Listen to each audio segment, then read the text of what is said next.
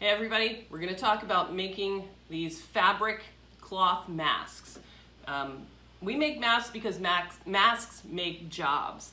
So what we're trying to do is to connect moms that can make masks, or anybody that can make masks, that need jobs, with people that don't want to make masks on their own that need masks. So we are connecting those two groups together. All of the moms that make the masks are getting all of the money. So that's where your dollars are going when you buy our $12 cloth masks on store.iPadRehab.com.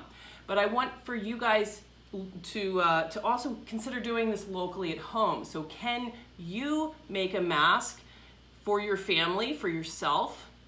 Or could you even convert some of your cell phone repair employees into making cloth masks for your community? Now, we give away a cloth mask with local repairs. Maybe you want to do that, or maybe you just want to do the exact same thing at the local level where you are creating jobs for your team to connect locals that are in need of a cloth mask. Now, what's up with the cloth masks? I want to be really clear that the cloth masks are not the same as the surgical masks. So nobody is selling the surgical disposable masks.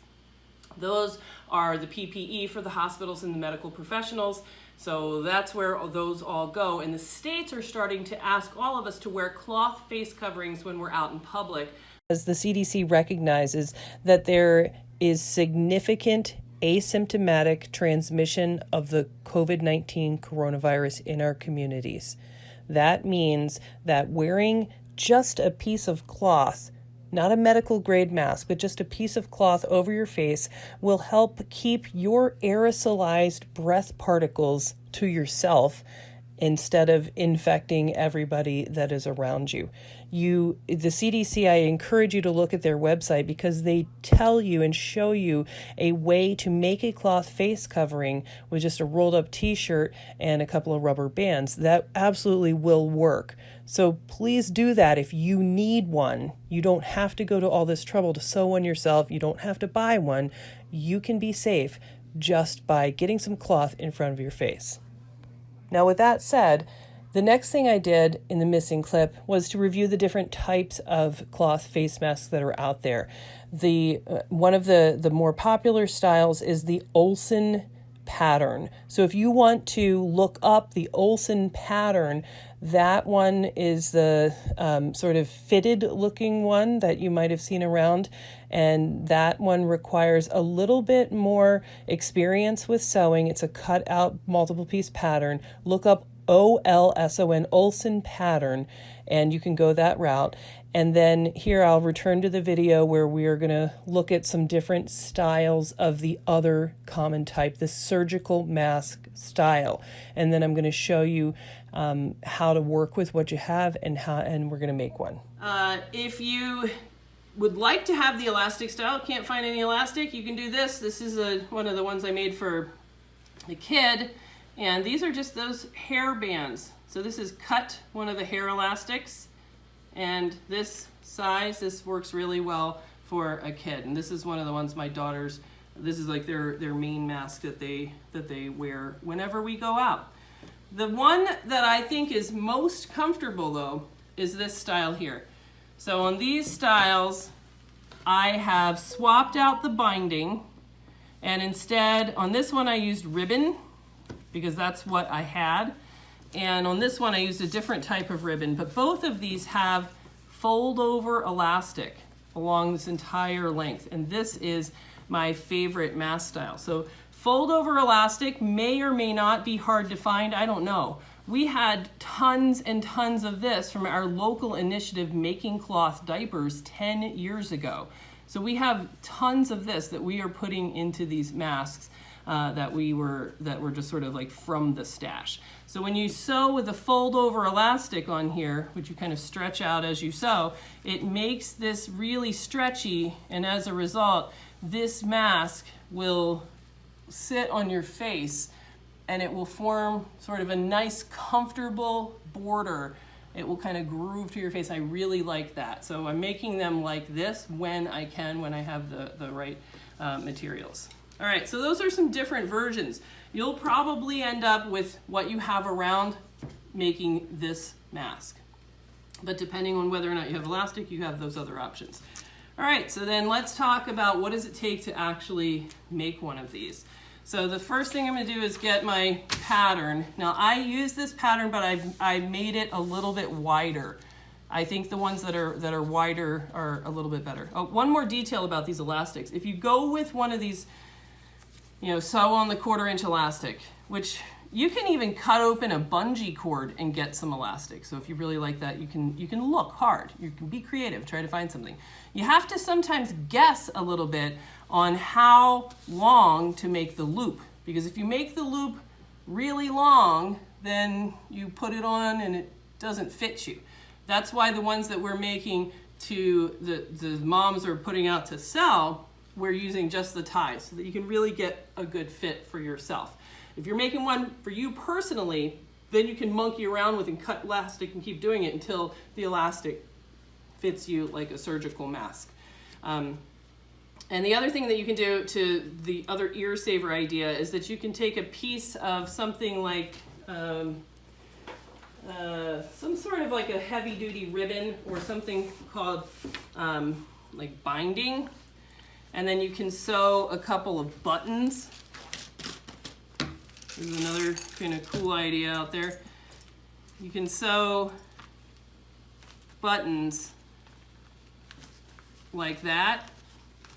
And then if you have one of the elastic or even one of the regular medical masks that are for the healthcare professionals, when you put on one of those surgical masks, then you can save your strain on your ears by just putting the ear elastic around these buttons, and that piece would go behind your head. All right, so I think we reviewed all of the different types, common types of masks that are out there and what your options are based on what you already have around you. So I've seen, bringing this up because a lot of the masks are saying you got to have elastic. If you don't have elastic, you can't make the mask. That's not true. Then you got to have binding tape. If you don't have the binding tape or the bias tape, then you won't be able to make the mask. That's also not true. You can be creative and you can adapt for it to work for you. That's the purpose of this video. All right, next we're going to cut. All right, how am I going to cut this thing out? So I'm going to put this edge right on the fold, and that's going to save me a seam. If I put this right on the fold, then I won't have to sew it right there. So I'll only have to cut on 1, 2, 3 sides. All right, next you need some pins. So if you're going to cut, you got to pin it so that it doesn't sort of wiggle and scoot out of the way when you come around to cut it.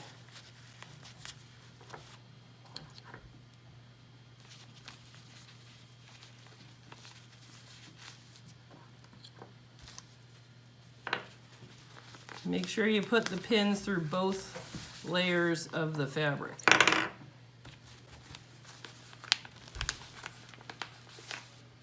All right, and then you can press that again if you want. Now there's 2 ways to cut it. One, get your good scissors, the ones that are hidden from your kids, not the ones that you use to cut out, to cut open the package of bacon. Get the good scissors. These are hair cutting scissors. You can get fabric scissors, or if you do a little bit of sewing or quilting, you can use this thing, which is a rotary cutter. The rotary cutter can slice this out really nicely, but you gotta have one of those. So let's see what happens if we try to do it with just regular old scissors. This fabric is pretty easy to cut once it's pressed, which is why working with cotton sheets or something like that, if you're at home, works. I think that fabric itself is still readily available. I was able to go and buy fabric locally, and that wasn't that hard to find. Unlike elastic, you won't be able to find that locally. All right, so we'll save the rest of that and take out these pins. And then we're gonna be ready to turn it over. Now, if we're gonna sew a seam around it and then turn it. So always put your right sides together. See how the fabric has a right side and it has a wrong side? We wanna put the right sides together so that the good sides are on the inside. And you can see I've already made a mistake. Look at that. I have a little bit too much of this border, but I think that will be in the seam allowance, so we'll say we're not going to worry about that. But you can see how hard it is to make these like come out professionally. It's tough, but persevere. I think it took me a whole day to make that first one, mostly for going and finding all this stuff or having to go to the store. I broke the needle in the machine, had to go again.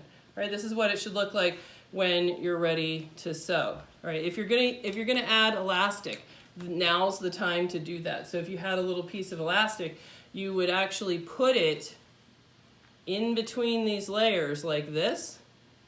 And if you put it here, pin, and then come around, pin there.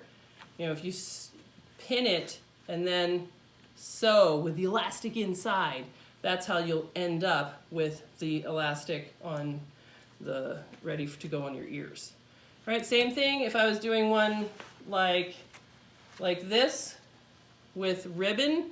I would fold up this ribbon and I would put the ribbon on the inside in between these two layers so that when I sew around, it is on the outside when I turn it.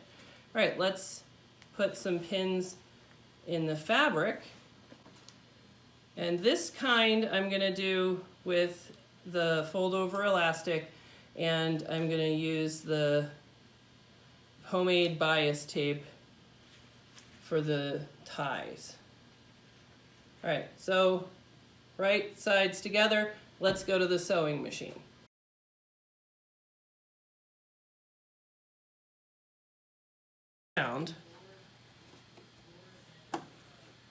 And set it back down, and look, I'm in the right spot. If I wasn't, then I'd have to go back and either go back or forward so that when I make that turn, I'm in the right spot. All right, make sure that your pins, you're supposed to be traveling over your pins. Your pins can't be lined up this way or that will chew up your needle. All right, let's keep going.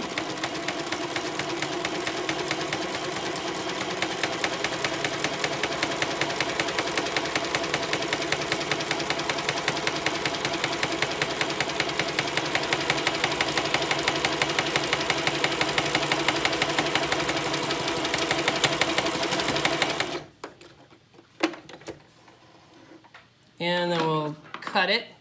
Now, it's really, really common your first time out to get all sorts of damage, all things chewed up. That's all going to be related to the tension of the top and bottom. And you can see that on mine, when I look to see is my tension okay, what I'm looking to see is the evenness of the top and bottom stitches. Look up for whatever, Kenmore, whatever this is, whatever sewing machine you have to figure out how to evaluate and adjust your tension. All right, so now I don't need the pins on that side, and I'm halfway done with this piece. So now I'm going to go back to the beginning, and I'm going to leave a gap, and I'm going to come all the way around the other side. So here's my gap. Well, it's just a gap that's going to be big enough to turn it. Put my presser foot down, a couple stitches, back a couple stitches, and then start going. Get to the corner, try to guess it. On this one, I'm going to try to leave this white part on the not finished part, so I'm going to turn it right there. And I'm going to just have a larger seam allowance on this one.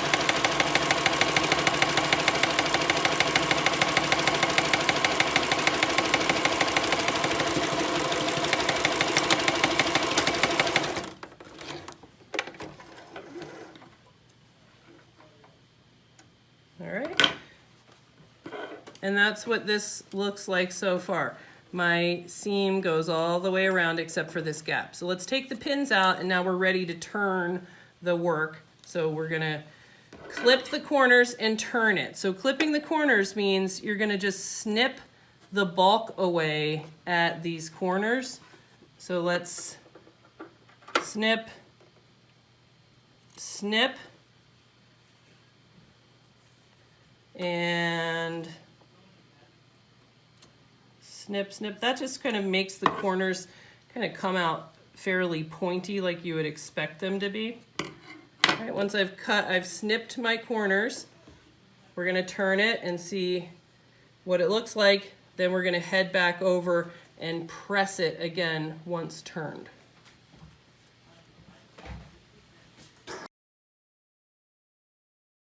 So let's grab some pins and pin that. I see now that the dark green was probably not the best choice for a demo because it's hard to see. I could see now that a light colored yellow or something would have been good. All right, so that's that one. And then this one says take this and fold it up to there. Okay, now this pleating is the thing that makes the mask kind of fit your face smaller back by your cheeks and ears and fuller at your mouth and nose. So at the end of the day, what you really want is for the size of it when it's all sort of pleated up, you want that size to come out at about, this is 3.5 inches, something between 3.5 or 4 inches. This one's a little bit longer because I made it longer, so having it be 3.5 is better. If it's shorter, then you need it to be more like 4 inches. So that kind of depends on your pattern. So we're looking like this so far. So my next step now is to sew just this side 1 and 2. We're gonna sew that with a 1/4 inch seam. We're top stitching it to kind of sew in those pleats.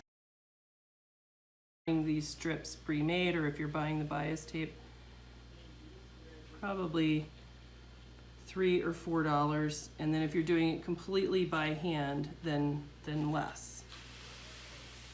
If you're using no elastic and you're making your own bias tape, then it's going to cost more in time, but less in materials.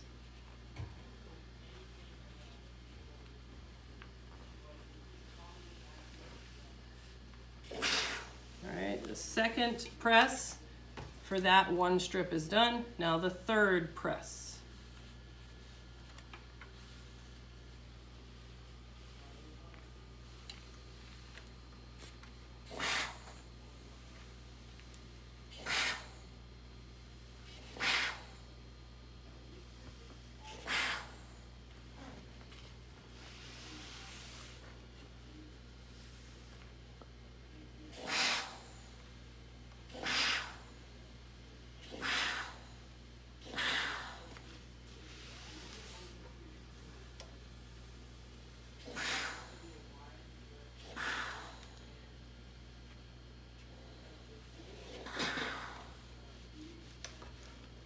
One of 2 is done. Let me see if I can remember. Yeah, about 18 inches. All right, and then also the width of this strip. What is the width of this strip? To make that same binding, you want to cut it as a, let's see if we can show that. 2.5 inches, 2.5 inch strip by 36 inches long. All right, so that should give us, let's see, if we do 18 inches here.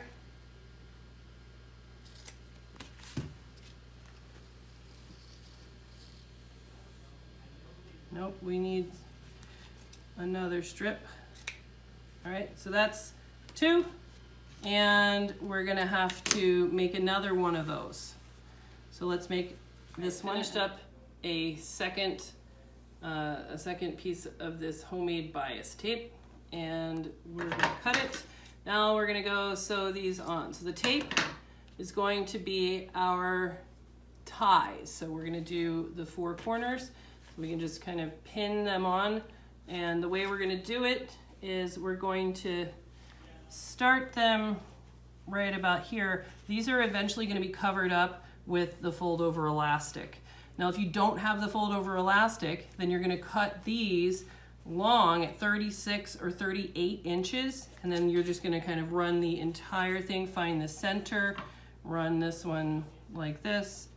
You don't even need to cut it at all, just one big 36, 38 inch long piece, and sew those on, and then you'll be done. All right, we're gonna use the ties plus the fold over elastic, so let me show you what that looks like. But it's going to be enclosed within the fold over elastic, so we don't have to worry about it unraveling.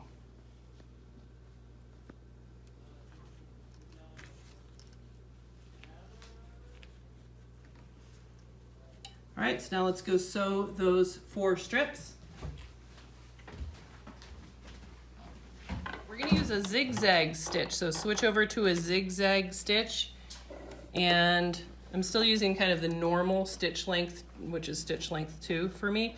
So I've got to make sure that I'm actually inside this fold over elastic, or not fold over, inside this binding. Get right here on the edge of it. Now, zigzag stitch, you gotta be careful. This is where I've broken my machine needle a couple times. Make sure everything's going okay. And I'm gonna zigzag it till I get to the end of the fabric. All right, then I'm gonna switch back to a straight stitch, and I'm gonna stitch this entire length of the bias tape binding close.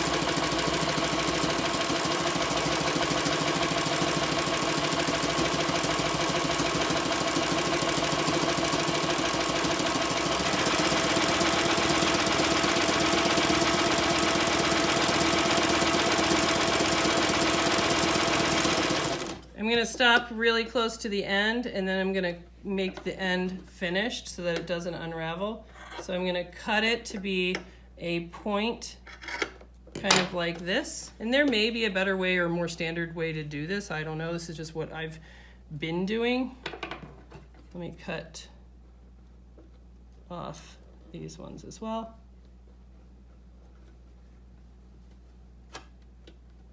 Cut. I'm cutting it like that so that I can fold it in and tuck it in.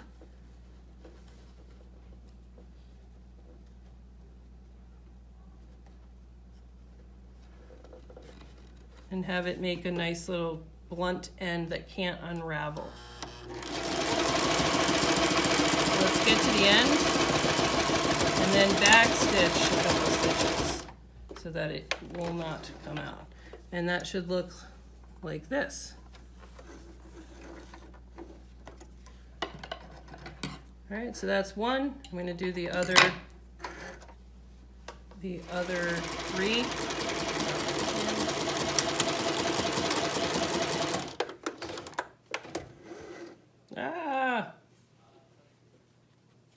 Looks like I ran out of bobbin thread.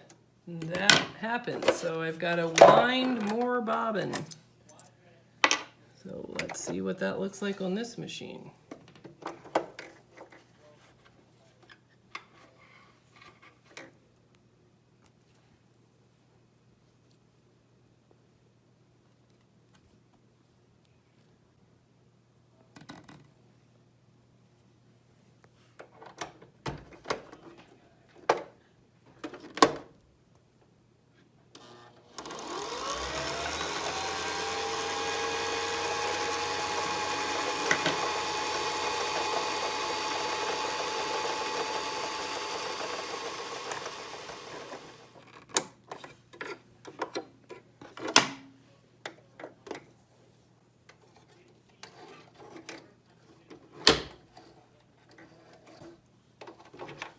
Now let's thread the needle.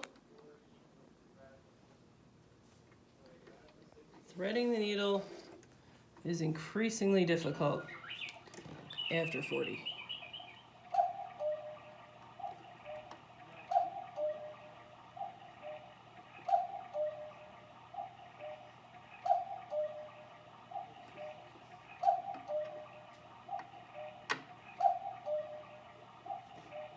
You can see where a lot of the lost time goes.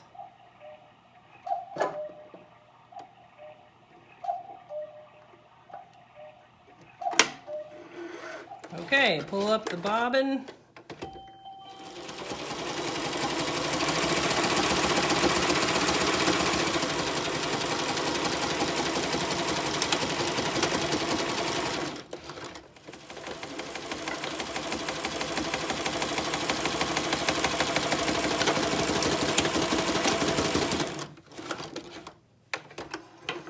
All right. And came out just like that. Now let's take out all the pins. Cut off all of the extra threads. So far it looks like this. And if we hadn't done the fold over elastic and it had extended this, then we would be done. But we are gonna do the fold over elastic because I have some and I think it needs. And then switch to zigzag. You wanna make sure that you've got your fold over elastic folded over right on the edge of that seam.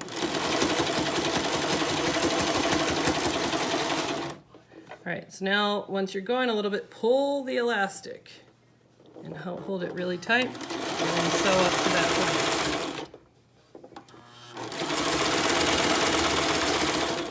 And then stop again with the needle down, pull the elastic and go.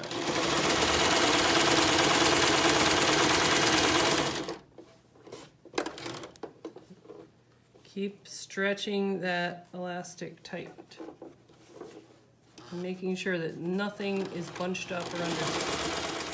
Then I'm gonna just finish it with a zigzag here on the edge. Go back.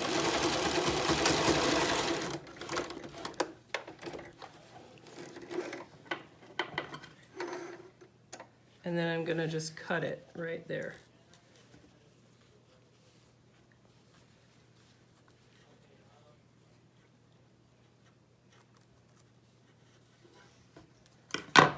So that looks like this. And now it's got a stretchiness. And I'm going to do the exact same thing on the bottom side. Well, see, that's how you break a needle. Oh, it's going to break that needle. Don't break the needle.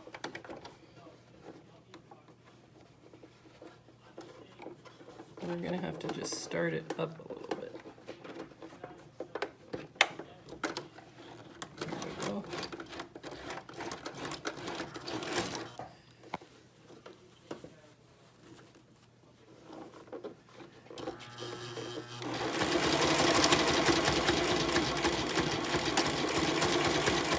All right, let's switch to zigzag.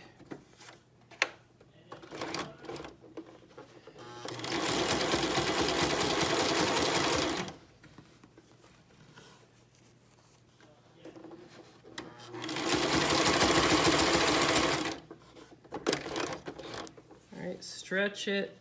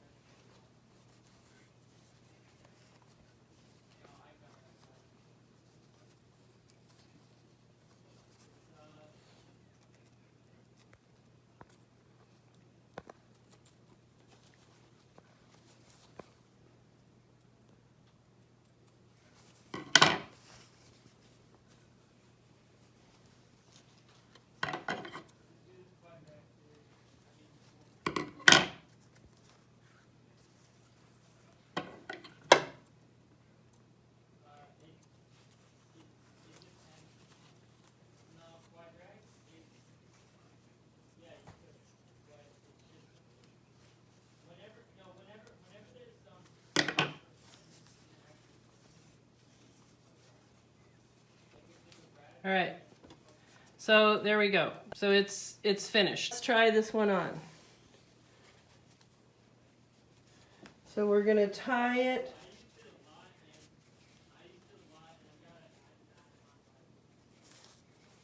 one kind of behind your head that way.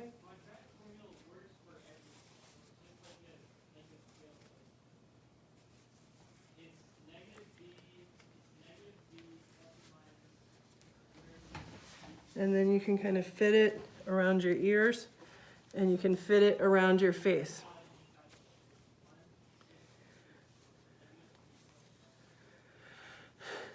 Now this feels really comfortable, like a pouch. And that's why I like this, the way the fold over elastic kind of, especially how it fits down here. I like that, it feels really comfortable. If you wear glasses, then these masks will tend to allow an escape and will fog up your glasses. So I have experimented and tried with putting all sorts of different pieces of metal, and there's always going to be a gap. It'll always fog your glasses. So what works that I found is taking something like a small piece of a t-shirt and rolling that up, and then kind of using that as a little plug here for glasses. So you can stitch that in or just kind of put one in manually, and that t-shirt can feel really comfortable. And that's what helps it make kind of a, you know, I can walk around and not fog up my glasses after that. So that's what I would recommend if you're having trouble with that.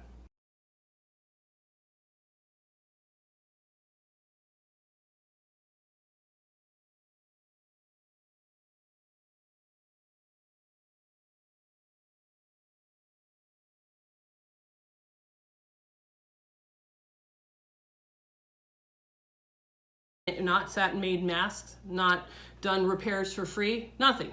And somebody decided to make a video saying, damn that Jessa, that scumbag Jessa, profiting off of a pandemic, isn't that wrong? And I take real strong offense to that, because what we're doing here as we are employing these moms to sit at their sewing machines just like this and to make these masks for people that don't care to sit and put their time in themselves, they deserve to be paid for their time, just like a doctor deserves to be paid for his time. A nurse, a delivery truck driver, a grocery store stock. We're not asking anybody that is working hard during this pandemic to go without pay because that's morally wrong. And yet there was a wall of comments that made the moms on my team feel bad about themselves, and that is not okay with me. It is not okay to tell my team that they're somehow less than for not wanting to put that kind of work into something to give away for free to someone who chooses not to sit down and do it themselves. Right, we are making masks in order to make jobs. I stand behind that, and I hope that you in your community will do the same, that you will use masks as an opportunity to make jobs in your community. There are lots of people out there that are looking for ways to help, and they can help by staying at home and pitching $12 over to somebody on your team who can make a mask. That makes people feel good, that helps. We're not talking about medical equipment. That goes to the hospital. We've donated to the hospital, and we have continued to give away masks to our community, to anybody that does a repair with us, and anybody that's truly in need that would like to, you know, that for their job, maybe their job doesn't supply them with enough masks. These are not medical grade masks. These are just for you to meet those state mandates for a cloth face covering to keep the germs closer to you in this cloud of aerosol. All right, so I'm really disappointed about that video, and I hope that you guys will will support what we're doing, and I hope that you will make your own masks, and I hope that you will go out to your local communities and inspire the moms and dads that have the ability to make these masks to do that in your community. Give them jobs. Masks make jobs. And that's all I got to say about that. So there we go. This took me, according to my cameraman, it took me over an hour to make this one with experience. So that's kind of what you're looking at. These ones are a little bit faster. If you have bias tape, it will be even faster than that. So it just depends on how complex you want to go. Now, I'm making this video for a couple of reasons, and I wanted to kind of wrap this up with some tips and some thoughts for you guys. So I started making masks because I wanted to make jobs. And I think that's really important as we head into this difficult time. We have a lot of folks that are out of work and a lot of folks that are unemployed. Anybody can make a mask. If you want to have a mask, you can make a mask. You don't need a sewing machine. You can do just like we did with a needle and thread. It's within your reach economically to make a mask out of clothes that you already have. No one is prevented from doing anything because they don't have a fabric mask. So I think that it is it's a really nice thing to do to give jobs to people in your community, or for me, other moms that I know that are out there that are looking for some income, by matching together people that can make a mask like we just did and people that would prefer to buy one.